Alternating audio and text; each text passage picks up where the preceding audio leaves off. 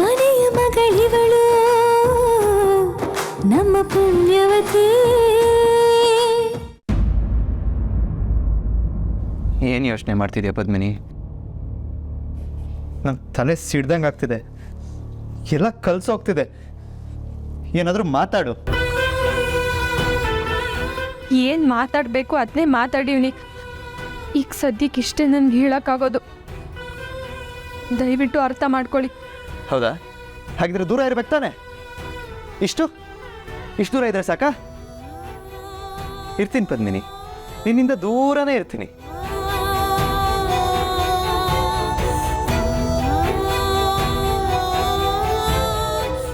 ನಿನ್ನಿಂದ ದೂರ ಇರೋದು ಕಷ್ಟನೇ, ಆದರೆ ನಿಂಗೋಸ್ಕರ ಈ ಕೆಲಸನೂ ಮಾಡ್ತೀನಿ. ಆದರೆ ಕಾರಣ ಏನು ಅಂತ ಯಾಕೆ ಹೇಳಲ್ಲ ನೀನು? ಅಂಥದ್ದು ಏನಿರುತ್ತೆ ವಿಷಯ? ಬೇಡ, ಕಾರಣ ಏನು ಅಂತ ಹೇಳಬೇಡ. ಕಾರಣ ಏನು ಅಂತಲೇ ಗೊತ್ತಿಲ್ಲದೆ ನಿನ್ನಿಂದ ದೂರ ಇರೋದು ಕಲ್ತಿದ್ದೀನಿ ನಾನು. ಇರ್ತೀನಿ ಆದರೆ ಒಂದು ತಿಳ್ಕೊಬತ್ತೀನಿ, ನಿನ್ನಿಂದ ಎಷ್ಟು ದೂರ ಇರ್ತೀನೋ ಅಷ್ಟು ಜಾಸ್ತಿ ನಿನ್ನನ್ನು ಪ್ರೀತಿಸ್ತೀನಿ, ತುಂಬ ಪ್ರೀತಿಸ್ತೀನಿ. Love you Padmini, I love you.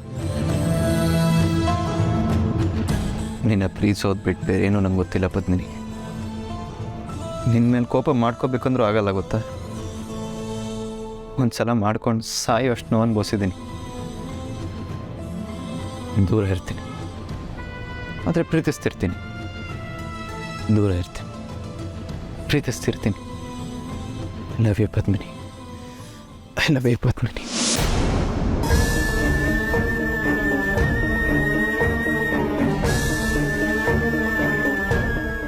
I love you.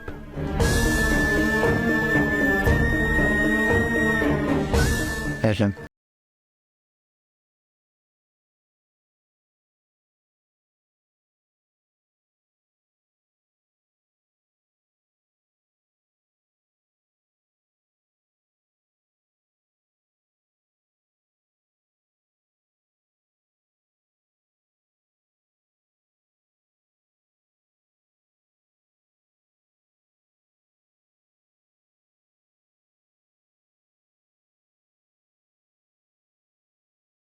ಎಲ್ಲರೂ ತಲೆ ಬಾಗ್ಲೇಬೇಕು.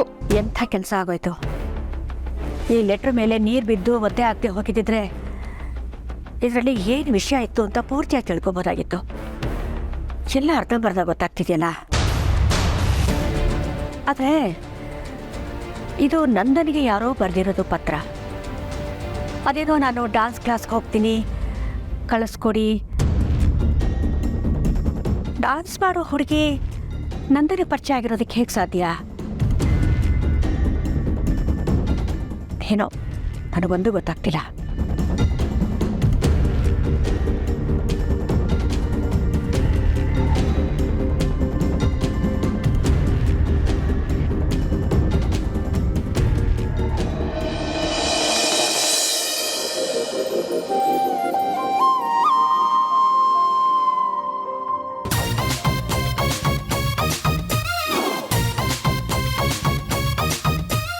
ಗುಡ್ ಮಾರ್ನಿಂಗ್ ಚಿಕ್ಕಪ್ಪ.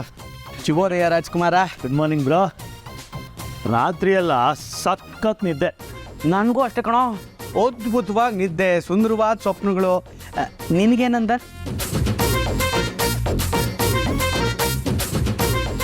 ನಿದ್ದೆ ಏನೋ ಬಂತು, ಆದರೆ ನಿನ್ನೆ ರಾತ್ರಿ ಏನಾಯ್ತು ಅಂತ ನೆನಪೇ ಆಗ್ತಾ ಇಲ್ಲ. ಬೆಳಗ್ಗೆ ಹೇಳೋವಾಗ ಮಾತ್ರ ಮಂಚದ ಕೆಳಗೆ ಬಿದ್ದಿದ್ದೆ. ಯಾಕೆ ನಗ್ತಾ ಇದ್ದೀರಾ? ನಿನ್ನೆ ರಾತ್ರಿ ಏನಾಯ್ತು ಅಂತ ಅರ್ಥ ಆಗದೆ ನನ್ನ ತಲೆ ಕೆಡ್ತಿದೆ ಇಲ್ಲಿ. ಬರೀ ಕಳ್ಳ ಕೃಷ್ಣ ಅಲ್ಲ ಕಣೋ, ತುಂಟ ಕೃಷ್ಣ ನೀನು.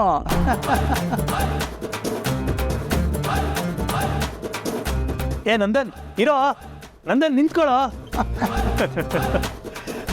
ಚಿಕ್ಕಪ್ಪ, ರಾತ್ರಿ ಕೊಟ್ಟಿದ್ದ ಹಾಲು ಸಕ್ಕತ್ತಾಗಿ ವರ್ಕ್ ಆಗಿದೆ ಅನ್ಸುತ್ತೆ. ವರ್ಕ್ ಆಗಲೇಬೇಕು, ಅದಕ್ಕೆ ತಾನೇ ಕೊಟ್ಟಿದ್ದು.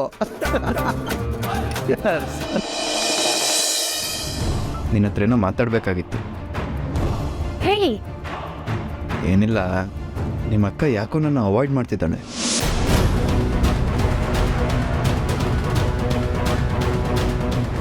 ಅವಳು ನನ್ನ ಜೊತೆ ಮೊದಲಿನ ಥರ ಮಾತಾಡ್ತಾನೇ ಇಲ್ಲ, ಅಟ್ಲೀಸ್ಟ್ ನಗ್ನಗ್ತಾನೂ ಇಲ್ಲ. ನಂಗೆ ಏನಾಯಿತು ಅಂತಲೇ ಅರ್ಥ ಆಗ್ತಿಲ್ಲ ಪೂರ್ವಿ. ನನ್ನ ಮೇಲೆ ಏನಾದರೂ ಬೇಜಾರಿದೆಯಾ ಅವಳಿಗೆ? ಬೇಜಾರೇನಿರ್ತೈತೆ, ಆ ಥರ ಎಲ್ಲ ಏನೂ ಇಲ್ಲ. ಮತ್ತು ಯಾಕೆ ಅವಳು ಒಂಥರ ಆಡ್ತಿದ್ದಾಳೆ? ಅದಾ ಮದುವೆ ಆದ್ಮ್ಯಾಕೆ ಹೆಣ್ಮಕ್ಳ ಜೀವನ ಗಂಡಸ್ರ ಜೀವನದಂಗೆ ಇರಕ್ಕಿಲ್ಲ. ಅವ್ರ ತವ್ರ ಮನೆಯವರಿಂದ ದೂರ ಆಗಿರೋ ನೋವಿರ್ತೈತೆ. ಅದ್ರಾಗೂ ಅಕ್ಕ ಇಲ್ಲಿ ಗಂಟ ಮನೆಯಿಂದ ಒಂದಿನನೂ ಆಚೆ ಉಳ್ದವಳಲ್ಲ. ಈಗಷ್ಟೇ ಇಲ್ಲಿಗೆ ಬಂದವಳೆ.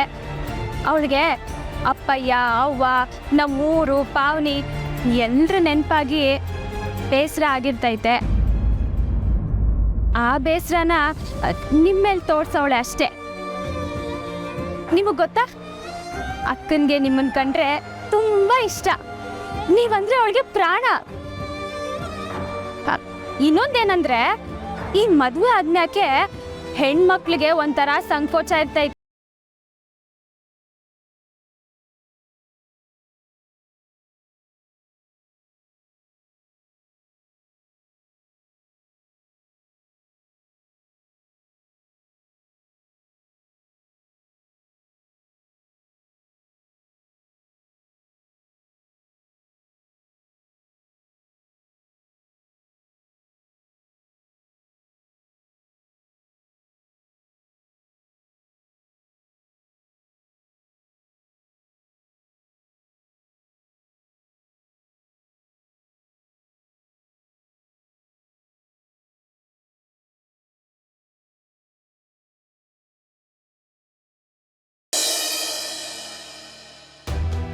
ರಾತ್ರಿ ದೂರ ಇರಿ ಅಂತ ಹೇಳಿದ್ದಕ್ಕೆ ನನ್ನ ಮೇಲೆ ತುಂಬ ಬೇಜಾರು ಮಾಡ್ಕೊಂಡಿರ್ತಾರೆ.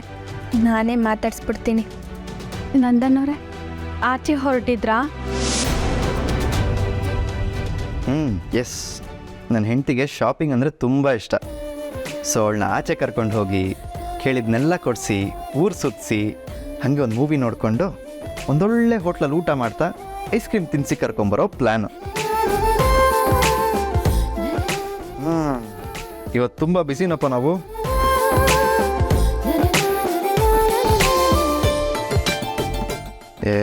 ನಾನು ಯಾರ ಬಗ್ಗೆನೋ ಹೇಳ್ತಿರೋ ಥರ ಸುಮ್ಮನೆ ನಿಂತಿದ್ಯಲ್ಲ, ನೀನೇ ತಾನೇ ನನ್ನ ಹೆಂಡ್ತಿ. ಅರೆ ಮತ್ತೆ ಡೌಟಲ್ಲಿರೋ ಥರ ನೋಡೋದು ನೋಡು. ಬೇಗ ರೆಡಿ ಆಗ್ಬಿಟ್ಟು ಬಾ, ನಾನು ಕಾರ್ ಹತ್ರ ಇರ್ತೀನಿ. ಅಲ್ಲ ನಂದನವ್ರೆ, ಬರಲ್ಲಾಗಿರಲ್ಲ ಅನ್ನಂಗಿಲ್ಲ. ಹಾಗೇನಾದರೂ ಅಂದರೆ ಎತ್ತಾಕೊಂಡು ಹೋಗಕ್ಕೆ ನಮಗೆ ಗೊತ್ತಿದೆ. ಬೇಗ ರೆಡಿ ಆಗ್ಬಿಟ್ಟು ಬಾ, ನಾನು ಕಾರ್ ಹತ್ರ ಇರ್ತೀನಿ.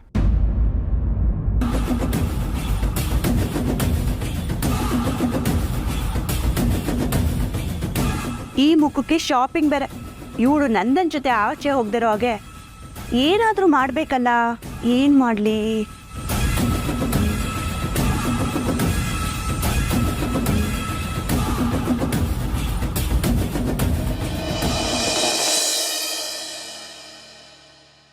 ಪದ್ಮಿನಿ, ಎಲ್ಲಿಗೆ ಹೋಗ್ತಾ ಇದೆಯಾ? ರೂಮ್ ಒಳಗಡೆ ಐತೆ. ಯಾಕೆ, ಏನಾದರೂ ಬೇಕಿತ್ತಾತೆ? ಅಯ್ಯೋ ಏನೂ ಇಲ್ಲಮ್ಮ.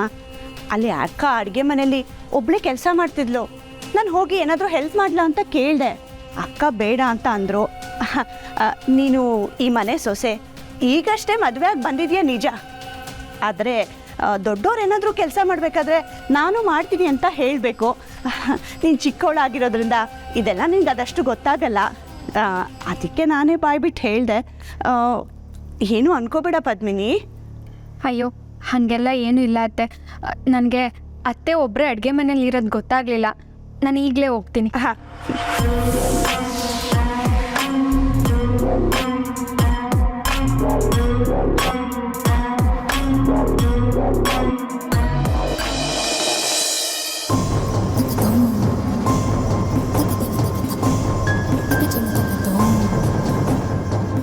ನಂದು ಎಲ್ಲೋ ಹೊರಟಿರೋ ಆಗಿದೆ. ಯಾರಿಗೂ ಕಾಗ್ತಾ ಇದೆಯಾ? ಓ ಚಿಕ್ಕಮ್ಮ, ಪದ್ಮಿನಿ ಜೊತೆ ಆಚೆ ಹೊರಟಿದ್ದೀನಿ. ಮಾಲಿಗೆ ಹೋಗಿ ಶಾಪಿಂಗ್ ಮಾಡಿಕೊಂಡು ಹಾಗೆ ಲಂಚ್ ಮುಗಿಸ್ಕೊಂಬರೋಣ ಅಂತ.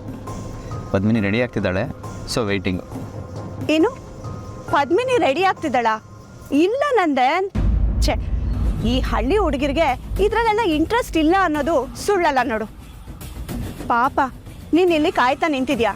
ಅವಳು ನೋಡಿದ್ರೆ ಅಕ್ಕನ ಜೊತೆ ಕಿಚನಲ್ಲಿ ತರಕಾರಿ ಕಟ್ ಮಾಡ್ಕೊಂಡು ನಿಂತಿದ್ದಾಳೆ. ಇಲ್ಲ ಇಲ್ಲ, ನಾನು ರೆಡಿ ಆಗು ಅಂತ ಕಳಿಸಿದ್ದೀನಿ. ಇಲ್ಲ, ನಾನು ಈಗಷ್ಟೇ ನೋಡಿದ್ನಲ್ಲ, ಅವಳು ಕಿಚನ್ನಲ್ಲಿದ್ದಾಳೆ. ಛೇ, ಏನೇ ಹೇಳು ನಂದನ್, ಆ ಪದ್ಮಿನಿ ನಿನ್ನ ಟೇಸ್ಟ್ಗೆ ನಿನ್ನ ಸ್ಪೀಡ್ಗೆ ಮ್ಯಾಚ್ ಆಗೋಣೆ ಅಲ್ಲ. ಸಾರಿ, ಹೀಗಂದ ಅಂತ ಬೇಜಾರು ಮಾಡ್ಕೋಬೇಡ.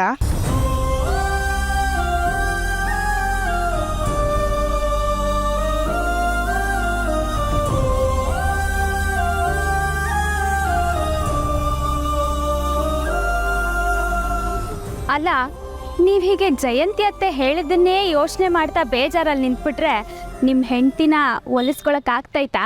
ಈಗ ನಾನು ಏನು ಮಾಡಲಿ? ಅಷ್ಟು ಪ್ರೀತಿಯಿಂದ ಹೊರಗಡೆ ಹೋಗೋಣ ಬಾ ಅಂತ ಕರೆದ್ರು ಬರಲಿಲ್ವಲ್ಲ.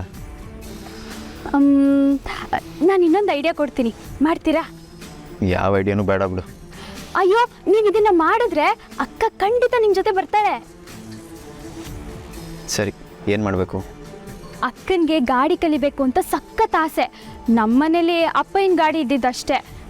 ಈಗ ನೀವು ಅಕ್ಕನ ಹತ್ರ ಹೋಗಿ ನಾನು ನಿನಗೆ ಗಾಡಿ ಕಲಿಸ್ತೀನಿ ಬಾ ಅಂತ ಕರೀರಿ.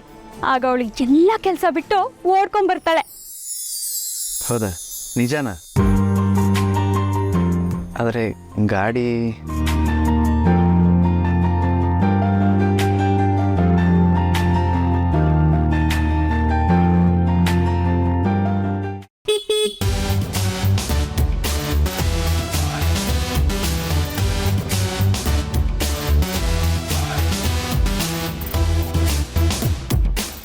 ನಂದನ್ ಅವ್ರ, ನಿಜವಾಗ್ಲೂ ನೀವು ನನಗೆ ಗಾಡಿ ಹೇಳ್ಕೊಡ್ತಿದ್ದೀರಾ?